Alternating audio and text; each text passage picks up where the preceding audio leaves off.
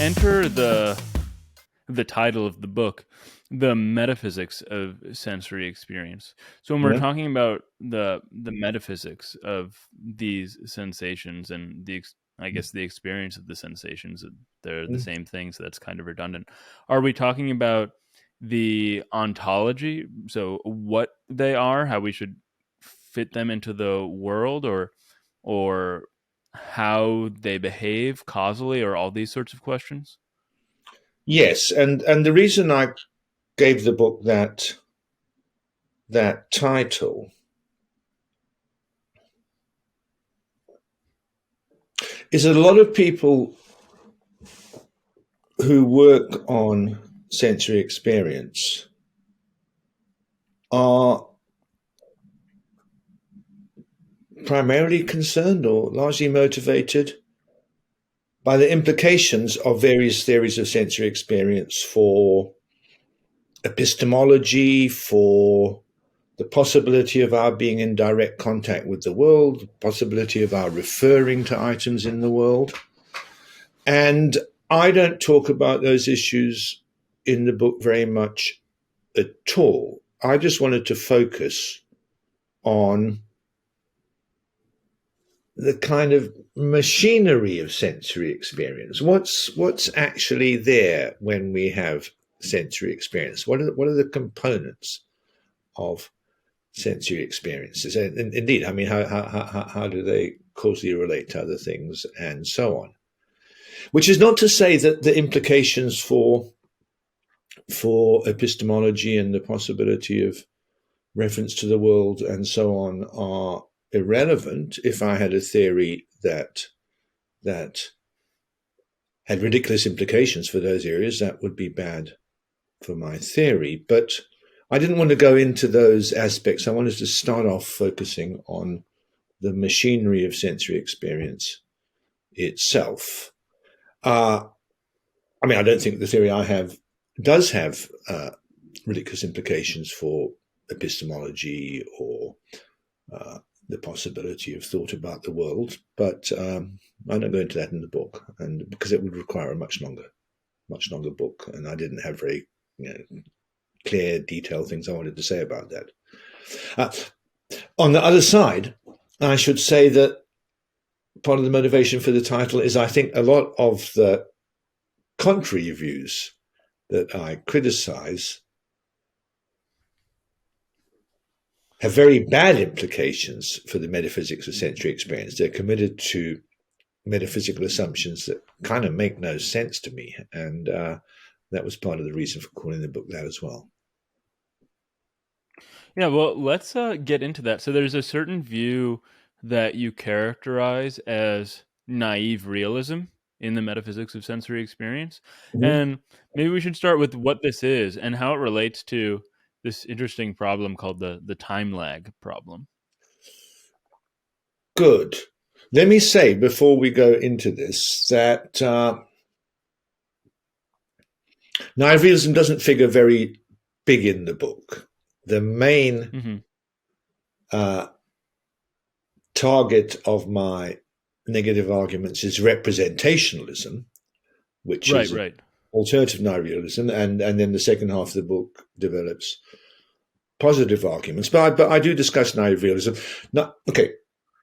Naive realism, right, and I want to get to representationalism and the qualitative view. This just seemed like the right place to start. Let's and it will help bring in representationalism. Indeed.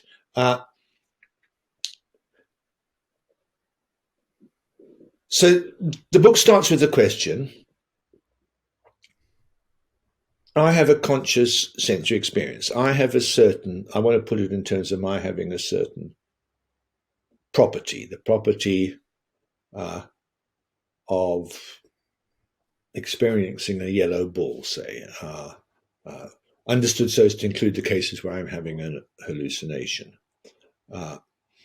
And I want to know what kind of property is that. I mean, I think of states as a particular object having a property. So there's a state of me having this property of experiencing a yellow ball. What kind of state is that? What kind of property is that?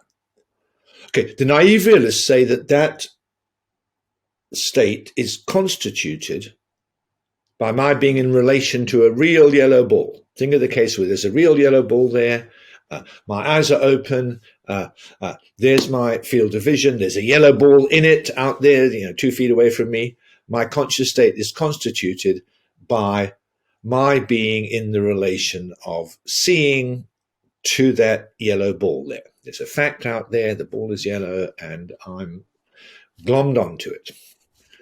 And a consequence of that is that the naive realist will say that in the case where you're hallucinating, or maybe it's a perfectly good ball, but it's green and not yellow, that you're not in the same conscious state.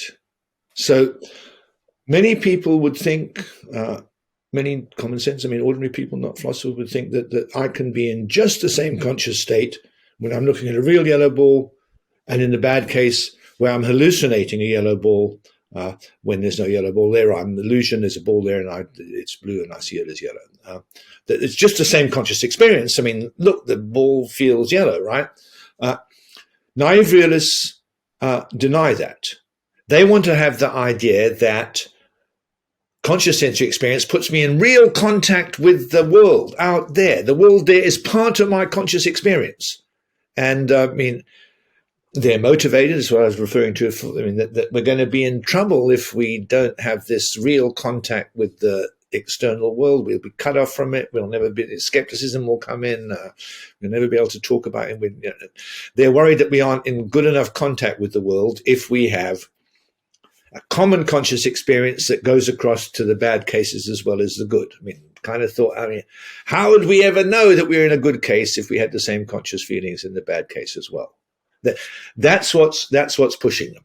And so they have to end up denying that there's a common factor, a common conscious factor to the good veridical cases and the bad delusory cases. And okay, that's naive realism. And I say in the book, look, I don't aim to be contributing to literature on naive realism. It's a very popular theory in my country. It's not so popular in the States, but there are Berkeley is pretty strong on naive realism, and I didn't especially want to enter that debate, but I explained why I am unpersuaded by this view, why I reject this view. And what is the time lag problem? The time lag problem is, look, a lot of things we see, especially celestial events, but not just those, events on the sun, events significant distance, all events, come to think of it, happened sometime before we see them. But the naive realist wants to say that my conscious experience is constituted by being in relation to a certain fact. And but if the fact happened before my conscious experience, it kind of looks like we've got to say my conscious experience extends in time to include that past fact. But the supernova occurs, I see it. Not now, there's no supernova, but 16th century there was a supernova, people saw it. But in fact, the supernova had occurred, I don't know, I'm not quite sure, 5 light years, 5 years before that. And so the experience started 5 years before, but no, it didn't. It just started that morning. So the time issue seems to be a nasty problem for the highly realist. It seems to force him to say that many experiences started long before. On the face of it, they did start. Right. Yeah, and it's very strange to imagine, like, if you're viewing a galaxy that is millions and millions of light years away, that your experience started before you even existed. That's Exactly. just, it seems absurd. Exactly. I didn't think of putting it like that. That's good. That's even better. Yeah. Yeah. Uh, and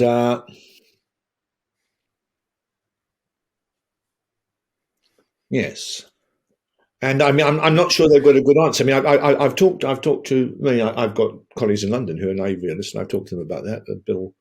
Bill Brewer, and he says, well, it's not so bad. I mean, uh, if I read in the newspaper, he says that uh, Spurs lost last night. In fact, they didn't. They drew.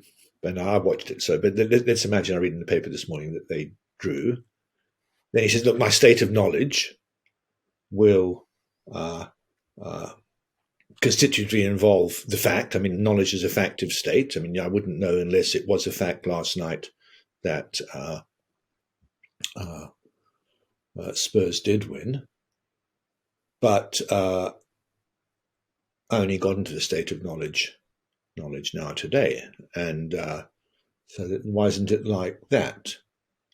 And I say, well, knowledge is kind of different. Knowledge isn't per se a conscious state. And I want to say that conscious states, we know where they extend in time. We know what the beginnings and end of conscious states are. And they don't have parts that were there before they started.